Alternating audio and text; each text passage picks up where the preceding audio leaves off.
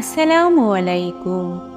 প্রিয় মুসলিম ভাই ও বোনেরা, আশা করি আল্লাহর অশেষ মেহেরবানিতে সকলে ভালো আছেন। আজকের ভিডিওতে আমরা আল্লাহ সুবহানাহু ওয়া তাআলার মেহবুব হযরত মুহাম্মদ মুস্তাফা সাল্লাল্লাহু আলাইহি ওয়াসাল্লামের মহানুভবতার খুব সুন্দর একটি ঘটনা জানতে চলেছি, যেটি শুনে আপনার মন খুশিতে ভরে উঠবে। আর হ্যাঁ, এই জন্যই ভিডিওটিকে শেষ পর্যন্ত অবশ্যই দেখতে থাকুন। তো চলুন শুরু করা যাক।